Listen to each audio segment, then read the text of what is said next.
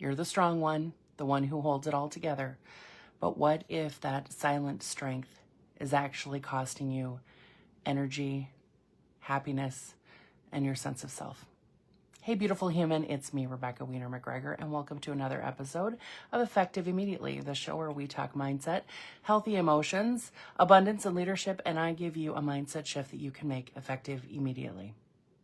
Okay, so I have worked with hundreds of women who have been the high achiever, the one who holds it all together, the strong one, the one who takes care of everything, right? The one who never let him see a sweat kind of person. And you know exactly who I'm talking about, right? These are the leaders, the CEOs, the visionaries, the person who is helping other people achieve great things. And every single one of them has said some version of, I just can't fall apart. I don't have time to fall apart. How many times have you said that to yourself?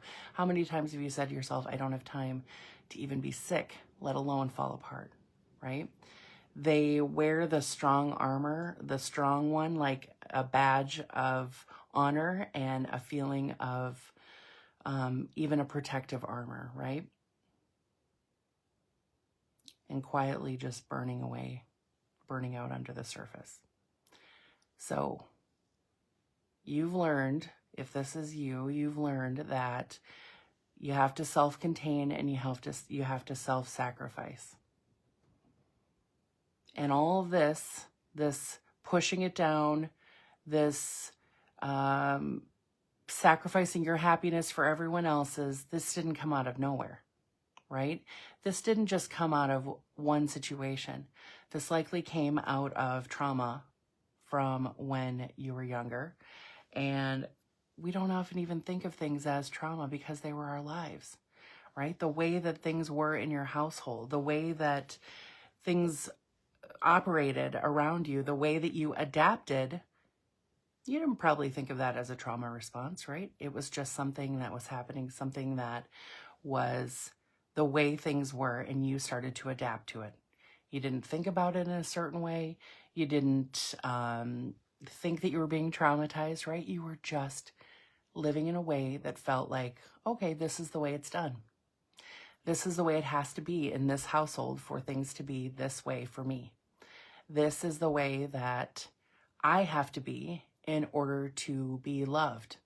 This is how I have to be in order to not be abandoned or voted off the island from my own family. Or this is the way that I have to be to not be hurt or injured or picked on or bullied, maybe within your own family. Okay, give yourself a breath.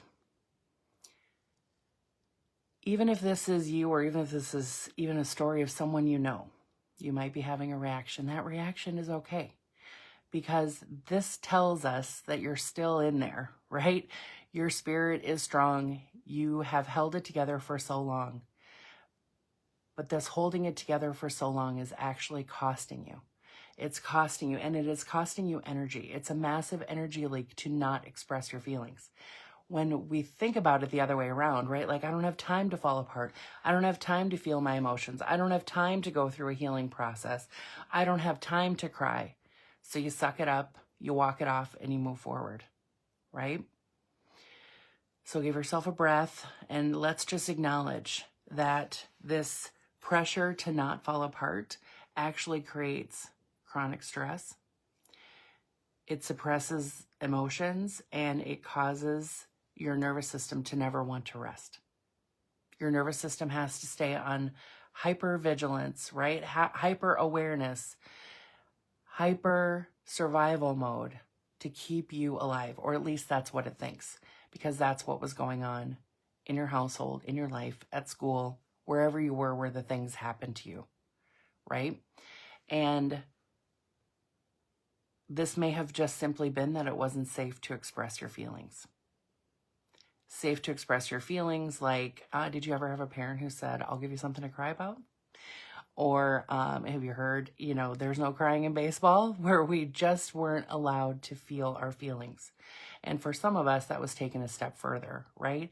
It was taken into being labeled as overly emotional or weak or too sensitive or too something, right? So, ooh, if I'm too much for everybody, then I've got to start containing myself. I've got to start holding it together.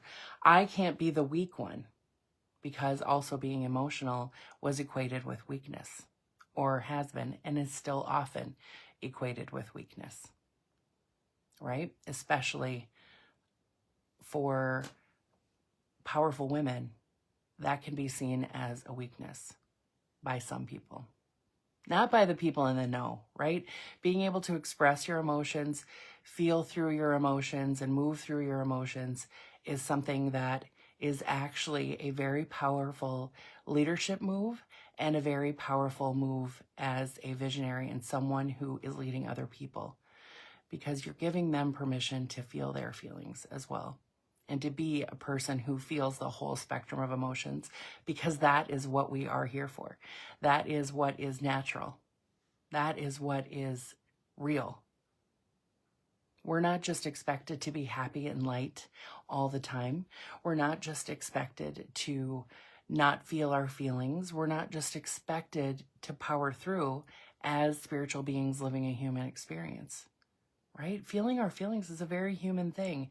And many of us, we don't want to be seen as human, because maybe that was something that got us picked on, right? Got us called a crybaby. Any of these words have ever crossed any lips around you, or maybe even your own? Maybe even trying to talk your kids out of crying instead of letting them feel their feelings, right? These are really common things that come up in our society, and they cause us over time to suppress our emotions. So give yourself a breath. Give yourself some grace if this is coming up for you. Give yourself some understanding here, because this is where we get to change things. This is where we get to heal. This is where things get to be different going forward. We're not robots. We're humans. We're designed to feel the whole spectrum of emotion. We're designed to learn from our emotions. We're designed to actually learn to live with them and to work with them instead of avoiding them. Because guess what? Avoiding them what happens when we avoid them? When we suppress them, when we avoid them, we get physical responses, because the emotion has to go somewhere. Emotion is expressed through our body, right? We don't think our emotions, we think our thoughts, but we feel our emotions in our body. So if you stop your feelings from happening, you probably know this already, right? There's some part of you that already knows this, or some part of you that knows this and still doesn't know what the hell to do with all of that information. So we're going to talk about that and acknowledge it here today. Migraines, jaw tension, grinding your teeth, clenching your jaw, tight face, shoulder pain. That's suppressed emotion. Emotional numbness, and then snapping at your loved ones, snapping at your team members, snapping at your partner, snapping at yourself, thinking and saying the most cruel things to yourself. That is suppressed emotion. The inability to relax, even on vacation, even when nothing is wrong. Unexpressed emotion. Feeling disconnected from yourself. Unexpressed emotion. Having trouble making clear, aligned decisions. Unexpressed emotion getting in the way. Clogging your creative channel. Clogging your clarity. Clogging your ability to see the next steps. Physical things happening in your body are often related to this as well. Your kidneys could be having issues. Your bladder could be having issues. Your liver could be having issues. Your gallbladder could be having issues. Suppressed emotion. Yes, it causes real physical manifestations, but they have emotional roots. So tending to your emotions will actually help you feel better physically. Just imagine if you've been living with tightness on your shoulders, and that's unexpressed emotion. If you express that emotion and you release the tension from your shoulders, how wonderful would that be that that wasn't a distraction for you all day, every day? Or the fact that you could get better sleep and get deeper sleep and feel better every day because you had more energy. You can see how all of these things are connected, and suppressing our emotions. We can sometimes think, well, I mean, if I'm going to start feeling my feelings now, I'm screwed because the dam will break and I'm going to feel all the feelings that I've never let myself feel for the rest of my life, or since the beginning of time. And I'm just going to cry for the rest of my life. It doesn't actually work that way. When you allow yourself to start feeling your feelings, yes, you might have a little extra feeling at the beginning. You might have a little bit more that wants to come out. That is why when you let yourself feel emotion, like get angry, and you snap at someone, it goes to the extreme, right? The reaction is so strong because there's this tidal wave of unexpressed emotion that goes with it. But when you start to heal your emotion by working with a hypnotist, like someone like me, what happens is that we actually release the pressure, making the dam unnecessary. So that tidal wave becomes a nice, easy little wave of emotion. And this easy wave of emotion that you get to feel throughout the rest of your life. Because the way that you're responding now is how you were set up to behave, how you were set up to respond to emotions before you were 8 years old. Yes, 8 years old. So once we heal the things that were causing those emotional responses back then, the beautiful part is that that will become your foundation. The foundation right now, if you have unexpressed emotion, is this desire to hold it together, this desire to keep things together, this desire to not feel your emotions, that kind of thing. That's the foundation. But when we heal and honor the experiences that caused this pain in the first place, there is confidence and peace and a true belief in your self-worth, an honoring of who you were and where you are and where you're going. That becomes your foundation. Happiness, a nice, easy level of peace becomes your foundation. So that's what you will always come back to, even in hard times. Okay, how does that sound? How does that feel? Sounds freaking great, right? So what happens in your life when you allow yourself to be held, seen, and supported is that you get to release the old stories, the old beliefs that said, I have to hold it all in, that I have to carry it all, right? And maybe you're carrying stuff for your family because you were the designated hitter for everyone who needed to have something changed. They decided that it was all about you and you were the wrong one, and that you were the one that was actually causing all the problems, and that if things were going to be better, it was because you made them better. Maybe you were the one that took care of everybody, so you just didn't have time to express your feelings. And maybe you feel like, well, I'm going to become the weak one if I start expressing my feelings, right? But what if you release those old beliefs and you reclaim your power to be fully supported? Your body softens. Your mind clears. All that fog that was in there, that kind of darkness that you carried around, maybe that kind of dark cloud that you felt was always hanging over you, or that dark heaviness that was always on you, that gets to be released. As your mind clears, your creativity returns and opens up. Your relationships deepen because you get to be your authentic self. So often I hear people say, well, I have to wear this mask, Rebecca, because if people really saw the real me, if they really knew me and saw what a mess I was, no one would trust me in my business. No one would trust me to work with me. No one would trust me to love me.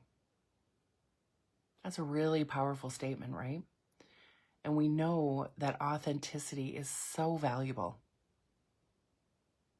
We know that being our true selves gives us our energy back. because having to put on a mask or feel on all the time creates this energy leak, right? Energy that you could be spending doing so many other wonderful things. So think about releasing the desire, releasing the need, releasing the worry about your mask being on. And then ultimately what that means about this phenomenon known as imposter syndrome. And you've heard me talk about this before. It's in earlier episodes, and we're going to be talking about it again. This feeling comes from not being authentic, from not being yourself. And the more you are yourself, the more at ease you'll feel, the less hiding you'll have to do, the more openness you're going to feel in your body. That won't be a distraction to you. Because here's the thing, all of these feelings are distracting you from your vision. All of these feelings are distracting you from your mission, your purpose. All of these things distract you from just being able to sit and have your body fully relax, and you get lost in a book or lost in your art or lost in the feeling of being in nature. Wherever you are, you get to fully be there when you allow yourself to stop holding it in, stop holding on to old emotion, and stop pretending that everything's okay when it's not. You may have a couple people that you let in, right? The people that behind the scenes know things aren't great. But what if you just didn't have to hold it together anymore? What could you create then? What could you create from that powerful place of authenticity? What could you create from that powerful, energized place because you don't have all these freaking energy leaks anymore? What change could you create in the world? And don't even get me started about how once we release all this stuff that tells us that we're wrong or that we're doing it wrong or that we have to do it a certain way, imagine what happens with your abundance when you are living your true emotions, your true self, and you have released this wall, released this armor. Imagine what you can receive then. It's definitely a topic for another time. Okay, give yourself a long, slow breath.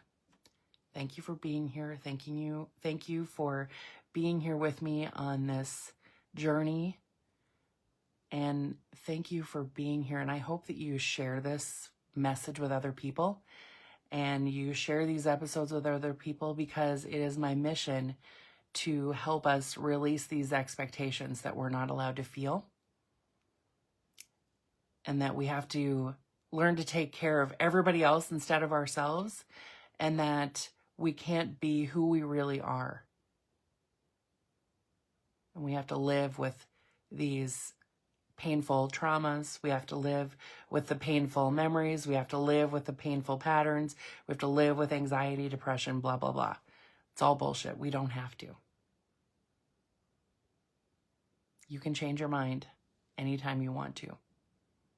All right. So this mindset shift of the week that we're going to make, okay, is to just, of course, put your hand on your heart. Connect with yourself. Connect with your true self. Anytime your body shows you emotion, thank it. Thank it for communicating with you. Thank you for communicating with me. Thank you for being open with me. And I want this to be the best reminder for you all week. I want you to practice this, okay? Letting go doesn't make me weak. It makes me free. Letting go doesn't make me weak. It makes me free. Letting go doesn't make me weak. It makes me free. Yeah, keep repeating it. Notice what happens in your body. Pay close attention to what is happening. Journal about it. Talk to your professional about it. Reach out to me for a call at callwithrebecca.com. If you're ready to move forward, I have the tools and the way to help you release the old and really step into embodying step into and embody this version of yourself that is authentic, is open, has understanding and connection, and is mastering her emotions. That's what's possible for you. And imagine what happens on the other side of that. That is some serious magic. Okay, take really good care of yourself. Have a wonderful day, and I'll see you next time.